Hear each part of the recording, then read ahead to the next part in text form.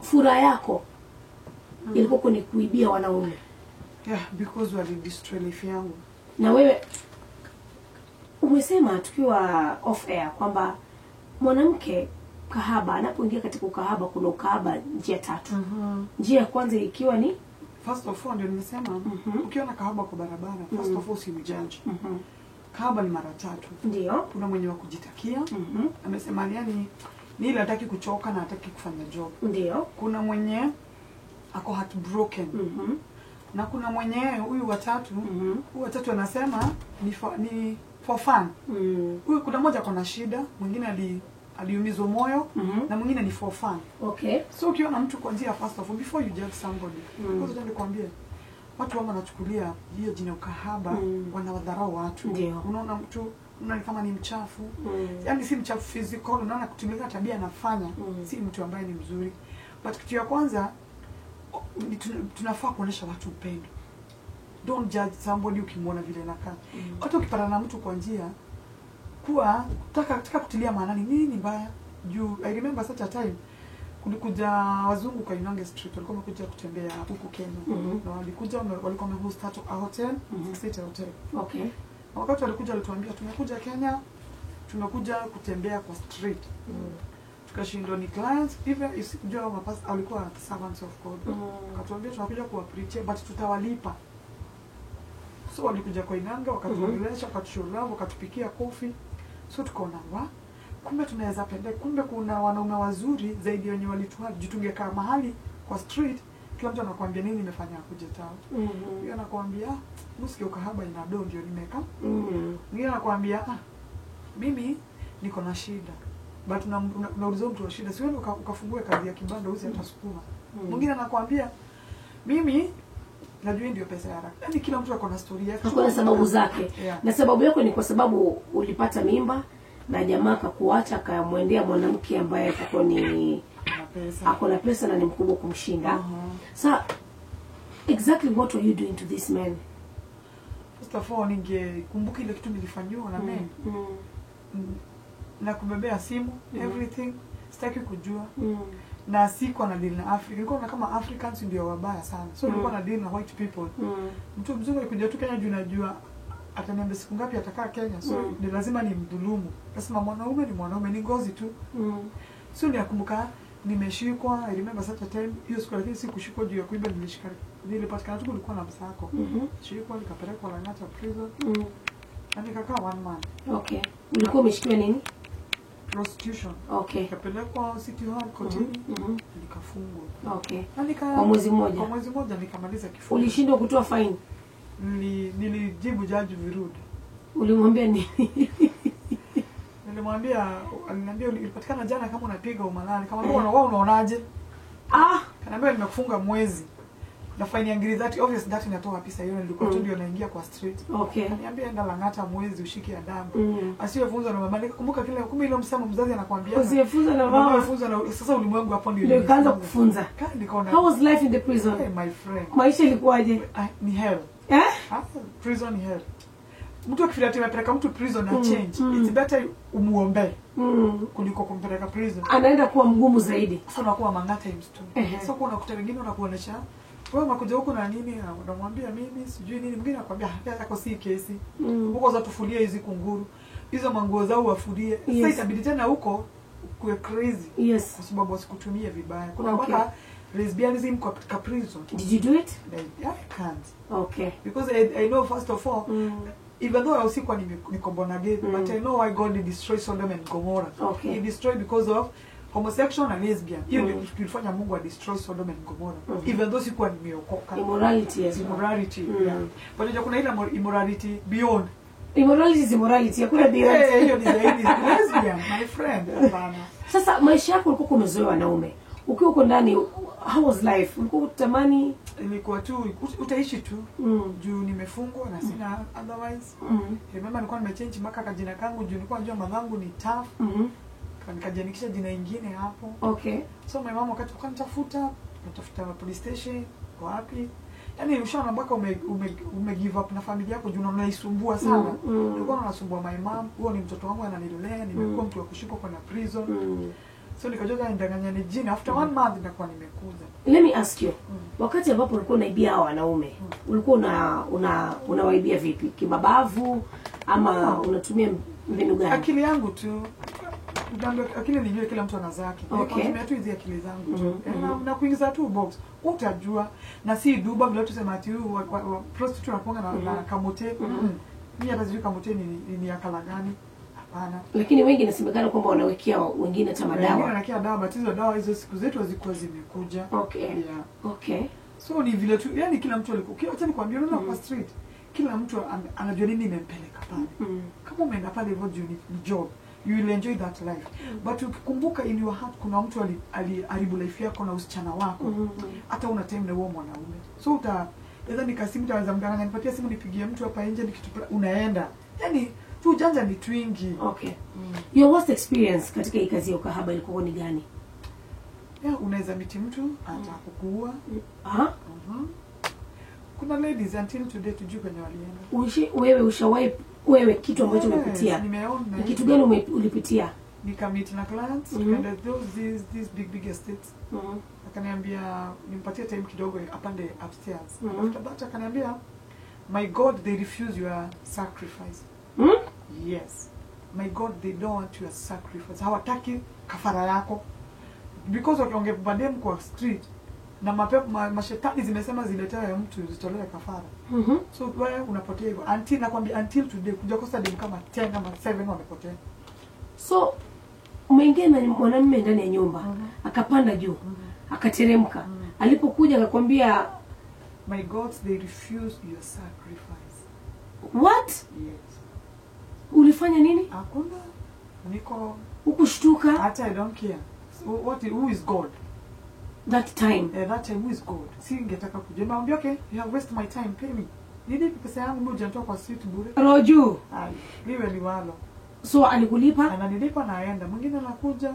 Yaani unapata kitambo tuko shinda kwa sichana anaenda wapi? Tunaenda prison, tunatafuta hospitali ya wako. So afterwards ndio tulisikia kuna watu my agent kuja ku sacrifice madem kwa street. Okay. But I thank God mimi Mungu hakualao. Okay. Nilikuwa under the masses of God. Kando na hiyo story yako nyingine. Ushaishikiwa pengine kisu mtu anataka kukuua. Ushaishikiwa bunduki. Yes. Na nani? Na this customer? Yeah, he was a client. Okay. Mulienda naye? Tulikuwa tunaenda tu kwa nje. Sijui aliniambia, "Why am I feel to kill you?" Because nikaona kama jokes, kama ametoa bunduki. Kimcheza tu hivyo kwa gari. Yes. Ati he feels like killing you. Yeah. Unajua tena kwa kitu moja nimerudi. Sasa hiyo kwa gari yake ndani. Ndani kwanza nimevalia mini skirt. Na kuna Valentine kwa Uhuru Highway ni usiku saa 8. Sijui maskari walitoka wapi patrol. Wako na gari imesimama Uhuru Highway wakakuja. Wakatuliza, "Is everything okay?" Kanaambia, ukijaribu kusema hapana, nafinya hii trigger. Mimi nikaulika before askari wasimame hapa nilikuwa nimerukia kwa kioo nilikuwa chini. Although niliumia. Okay. But Mungu akanisave tena, hiyo ilikuwa mara ya pili. So usione ati maisha inakuwa ngati poa, hapana. It is a bad life. A bad life. For sure. Ni kutumikia shetani, lakini pia yeye anasema kwamba mshahara wa dhambi ni mauti. Uliona ile uliona. Yes. Mabesi machana wana they go for witch doctor, wana rogana wenyewe kwa wenyewe, na wengine wamekuwa kwenda wazimu, wanarokota makaratasi tao. Alikuwa tu poa na kuwa mwenda wazimu. Vitu mingi tu. But tucha nikwambia huko ni heli nyingine bado. Niko na heli yake kivyake. Because kama wacha nikwambie wakati mtoto umemzaa, umemlea katika njia ya kiungu, kuna mahali hatajaenda. Hivyo though ataenda huko hata akue prostitute like the way nilikuwa. My mom, she never give up with me. Alikuwa anaenda kila mara anambia watu, "Muombe mtoto wangu. Muombe mtoto wangu." Muombe. Alikuwa anajua wewe ni kahaba. Alijuanga afterwards. Juu aliambia mama watu kwa mtaa. Msichana wako vile kuja na watu. Kuna tunamshuku. Vile anavaa anakaa kama wasichana wanaenda kujiuza town. Na mama akasema it doesn't matter. Au ni wanadamu. Mungu anasema nini kuhusu mtoto wangu? She didn't give up on you. She never, don't give up with your child. Na babako? My dad alisema wacha nikwambie mamangu na yeye ni mama ako na wisdom ya Mungu. Hakuallow my dad aelewe story kama hii. Okay. Mwambie msana wako tu anasikia anakunywa lakini story inafika. Unajua wacha nikwambie mzazi kitu moja amepewa hekima na Mungu. Haizi taka kukuambia si kila kitu mama unaambia baba. Hapana. Kuwa mama wa siri. Mama alikuprotect kwa baba. Kabisa. Okay, mko ngapi kwa familia? Tuko 6. Mko 6. Wewe ni mtoto wangapi? Wa 3. Mtoto 3. Okay. Okay. Tutakaporudi hewani, mgeni wetu Jane Watere atakuwa anatumalizia kituelezea ni kitu gani ambacho kiliweza kumfanya kabadilika. Yaani licha kwamba kidogo uliwe, kidogo tuliwe kafara. By the way, ulikuwa unapata pesa ngapi? Pesa mingi sana. Really? Okay. Kwa usiku mmoja ilikuwa 20k, but mimi naambianga watu ilikusaidia? Hakuna kitu ilifanya nao. Kitu moja jana nikwambie, if you serve the devil, zake lazima atakujia. You cannot serve the devil no then utakuwa na nakwambia hata kijiko yake ukiwa nayo wakati umetoka kwa ufalme wake anakujianga. Hata kama unasabu shetani ni kwa muda. Mkikosana naye ama uende ile ufalme mwingine anakuacha na anaenda. Okay. So it's better kwa Mungu. So the Bible says the blessings of God never bring sorrows. Ukiwa kwa God, hakuna kitu ya Mungu inazoongezea majuto. Either ni mtoto, either ni bwana, either ni kazi, either ni pesa uko na mingi aje. In the kingdom of God, nothing from God it brings sorrows. Amen. But yote ni ya shetani ya dunia, lazima akujie. Na anakujianga na full force maana umejivuta kazi yenye alikuwa. Ulikuwa unamkumbuka mtoto wako, ulikuwa unakumbuka mama unatuma pesa. But my mom wako anataka pesa yangu, but nafanya shopping, naambia huyu ni mtoto wangu, sema ukitaka kutupa chakula mtupe, anapeleka shopping na mbaya kama. Yaani vile mama anaweza treat mtoto wake, nilikuwa napenda mtoto wangu kabisa. Juu singetaka kumreject kwa sababu babake alimreject. Okay. Yes. Looking back, ukikumbuka kwamba ulimkuwa unamwacha mtoto wako usiku na mpatia Piriton unaondoka usiku mzima. Do you still hurt? Okay, acha nikwambie, wakati unatumia vitu ambazo ziko beyond your mind kama hizo drugs, watu watumia pombe, YouTube, miraa, bangi, unaona kitu kubwa. Hata unaweza chukua chupa ugonge mtu, una mtu anamwaga damu sikia. Kwa nini nimekugonga? Because that's unaona watu siku hizo wanapeleka rehab wakati mtu amekuwa addiction wa kitu yoyote. Because first of all, huo mtu hakuangi timamu. Huo mtu ametumia vitu tatu, bangi, sigara, wengine wanatumia mpaka marijuana, wanatumia mpaka ile ya kusinizi. Ulitumia nini? Bangi na pombe na sigara. Okay. So nakuta hizo vitu kitumia, akili yako ilikuwa ngitima. Kwanza bangi ilikuwa ngipua sana, si ya kupatiwa shangwe. Unaweza fanya kitu regret baadaye. Okay. So mnaweza pigana mpira kwa police station. Hata sisi tulikuwa customer wa Central. Na Kamkunji tulikuwa customer. Maana tumepigana na machupa, tumeshikwa. Tunasema tumesikizana. Juu si ni watu wa barabara wote tunasikizana. But first of all, when we're in the darkness, haunanga light yoyote. So unafanya vitu za darkness. Lakini wakati umekuja kwa light unaona kumbe kitu ilikuwa mbaya hivi. But in that cocoon, kako kaile wakati tunafanya hiyo kitu hauonangi kitu unafanya mbaya. I tell you. Yeah. Wow. You're a beautiful story, Jane Watere. Napenda the positivity na kwamba uliweza kubadilika. Jane Watere alikuwa ni kahaba kwa miaka 7 lakini ilifika mahali kawa hawezi tena, ikabidi aiache. Amepitia mengi kwa kweli. Jane, unajua nilikuwa nakwambia tukiwa off air kwamba ingekuwa ni mimi nimepeleka nyumba ya mtu, ningeachia kazi mahali ambapo alikuwa anataka kunitoa kafara. Roho yako mbona ilikuwa ngumu na hiyo? Sikujua kwa nini roho yangu ilikuwa ngumu hivyo. But because kitu moja sana nikwambia, that's why nilifurahia Mungu kwa sababu nilijua the devil is powerless. Because first of all, if you have the mark of God, even the devil himself hawezi kutaka. That's why Mungu angeallow nikufie kwa inange, hangeallow nikufe before the time. Hapana. Okay. Yeah. Mtoto wako ana umri gani sasa hivi? Niko na 2 children, 23 years and mama mwingine ako na 14 years. Wait a minute. Baada huyu mtoto wa kwanza ulienda ukajifungua mwingine? Wapi ukiwa kahaba? After the reform, get married. Oh, really? Yeah. Wow. And after nani alikuwa? Niliona this guy, like before my turning point, because hapo ndio nilikuja kwa marriage, kulikuja a client. Nikadhani ni client kwa club. But I didn't know he's a preacher because tumezoea kuona watu kwa club tunadhani tu ni client. Na kaniambia Jane, Mungu amenituma kwako nikwambia nataka kubadilisha hiyo maisha ambayo unakaa. Hiyo maisha si mazuri na Mungu ananiambia nataka kukutumia kama nabii wa nyakati za mwisho. Na mimi nikaambia mtumishi wa Mungu, mimi nataka pesa. Nikipata pesa nitaachana na hii life. Akaniambia utapata pesa. Na kesho yake for sure nilikuwa naona 160,000. Niliibia mtu alikuwa there's such a man alitoka kwa sijui Israel, sijui Italy, siwezi kumbuka. Nikamwibia a lot of money. So nilikuwa na 160,000. But siku sivika hiyo siku. Nikatoka hapa nikaenda Mombasa, nikakula raha. Nikiwa coast, I hear the voice of God. That's why najuanga watu sema Mungu aongeani. God speaks for those he love and those he chose for his purpose. Mungu alianza kuniongelesha with the voice. Nikarudi Nairobi. Kufika hapo Mombasa na nikaingia kwa club, ingine nikaanza kunywa chupa moja. Another servant came. Akaniambia, Jane, God you want to use you. Why are you running for God? Kumbuka when I studied the word after, nikaona kwa alikuwa anaitwa Jonah, alikuwa anahepa Mungu. So I was like a Jonah. Sitaki kuserve God because naona sistahili mimi ni mwenye dhambi. Preacher akaniambia hakuna dhambi kubwa kwa Mungu ambayo Yesu hawezi akasamehe. That's why alikufa msalabani ndio akusamehe. And after that, kaniambia that servant of God, nataka uambie huo Mungu nataka mume. Kaniambia utapata mume lakini you never enjoy the marriage. Na it is true. After that, I gave to marriage the gangster. Huh? Yes. Okay. Gangster after that, nika-conceive, akaenda Kamiti prison. So nikalea mimba. Huyu gangster mlikutana naye wapi? Tulikuwa tumereizwa kwa mtaa moja na nilikuwa ni gangster, but because I want to reform and I want to be a housewife na nimeambia Mungu nataka kuchange. Nikaolewa, but afterwards he was shot and dead. Really? Yes. Alikuwa ni mwizi wa nini? Alikuwa mwizi wa bunduki. Okay. Yeah.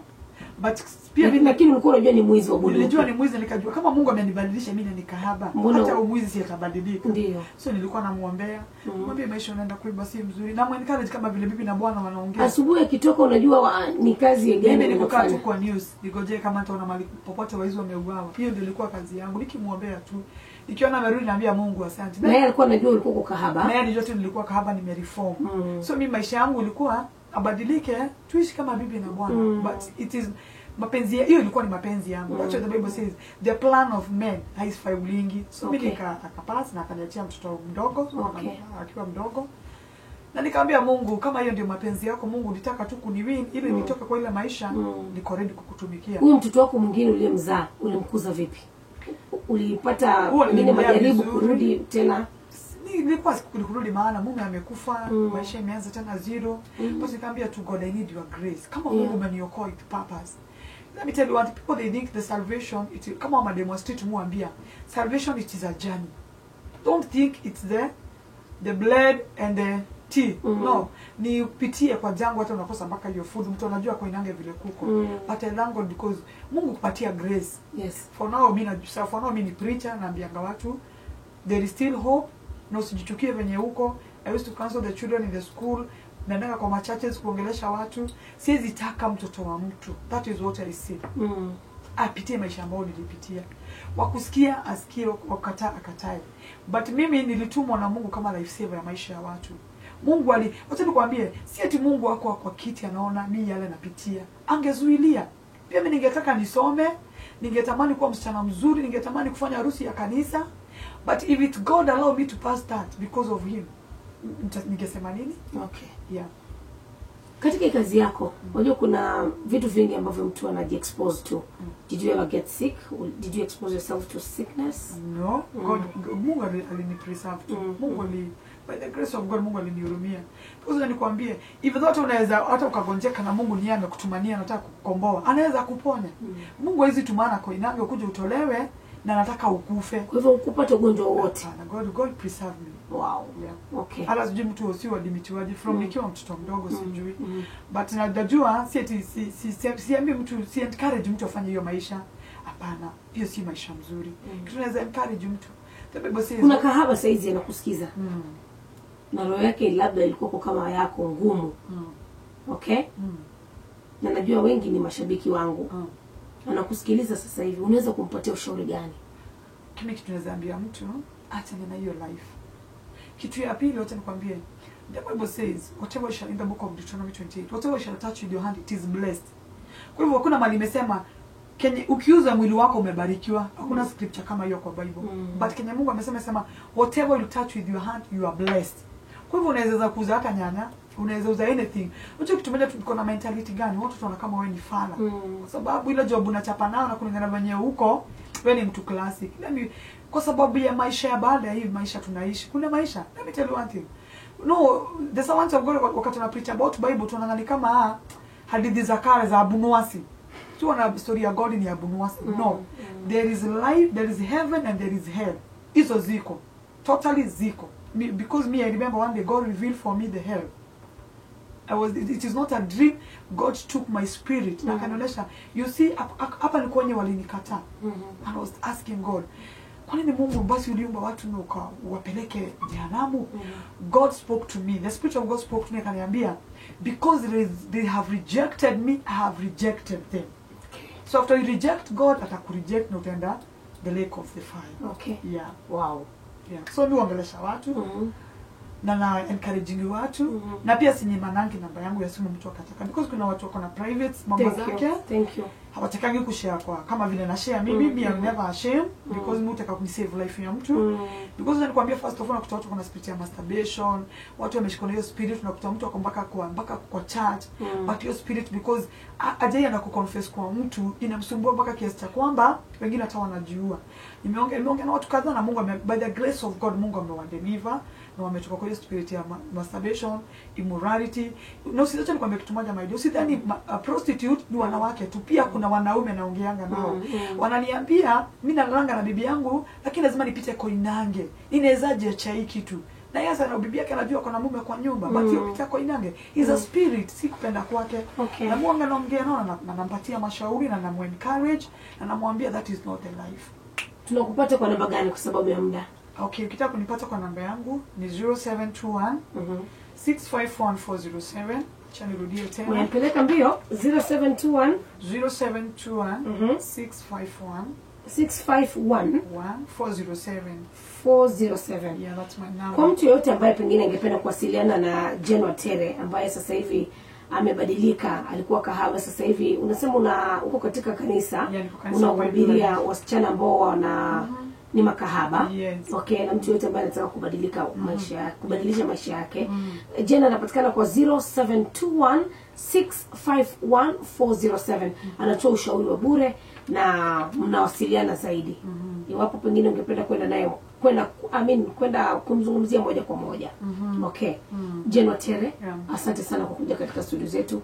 Tunaamini kwamba kuna sababu yako wewe kufika hapa siku ya leo. Na naamini kuna maisha ya mtu unaweza kubadilisha. Kabisa. Okay.